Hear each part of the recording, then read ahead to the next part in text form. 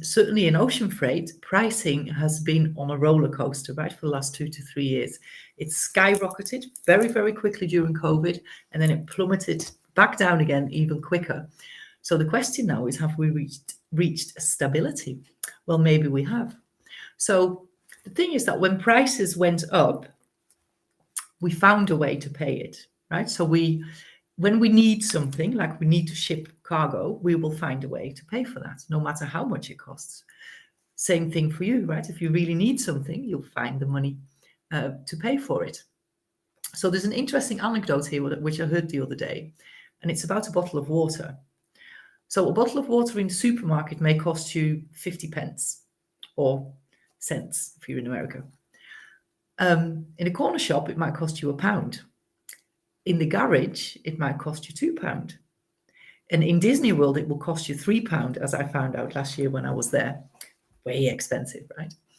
So it's not the water, it's the occasion and the circumstances where we buy the water. And actually, if we wanted a bottle of water wherever we would have been, we would have paid whatever the price would have been, right? So again, we will, if we really want something, we will pay for it. So people very often say something is too expensive. Nothing is too expensive. It just means that maybe you can't afford it. It doesn't mean it's expensive. It just means that maybe you can't afford it.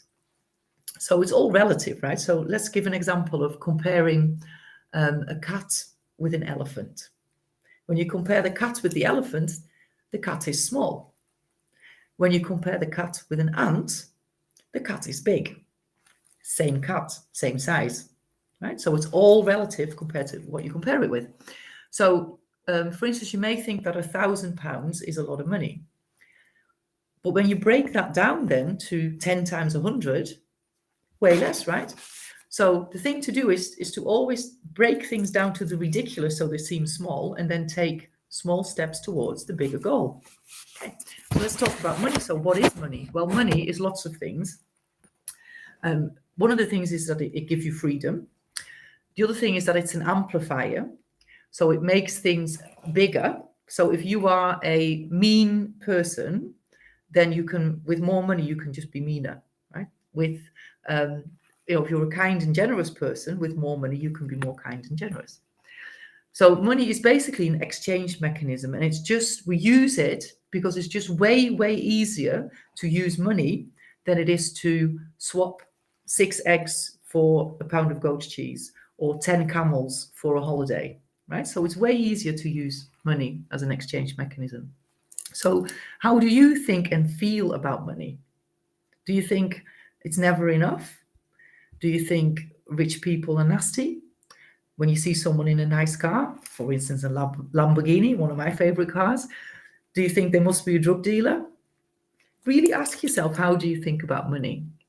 When you're paying a bill, do you resent it? Energy prices, although they're starting to come down again, they did spike quite high. So were you resenting paying a higher energy bill? Because rather than resenting it, you could say, well, I'm really appreciative of the fact that I can actually pay it. And I'm investing in a nice and cozy and warm home.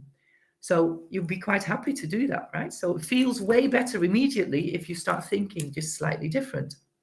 Now, when we say spend or something costs something, has quite a negative feel to it, right? So rather than say spend, say invest.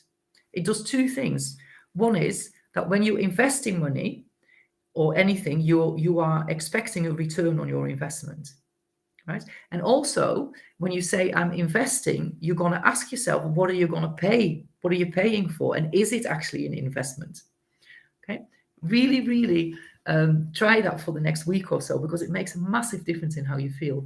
Now, money is also energy, and thoughts about money are energy. So think about the relationship that you have with money.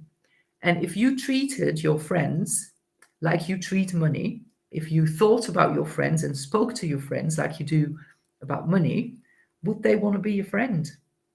It's important to have a good relationship. Money's not going to stay with you or come to you if you don't love it, right? Because if you don't like it, then who would want to stay with you?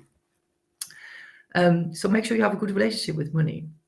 So as I said, money is energy, and energy has to circulate. So it's really important that we circulate money. And every time you buy something, you're basically keeping somebody in a job, right? So you actually owe it to yourself to buy those shoes, really, don't you?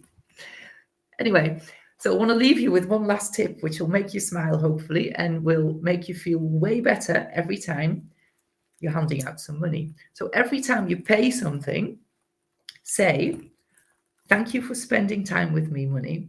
It was awesome. Go out and do good somewhere else, but come back soon and bring lots of friends.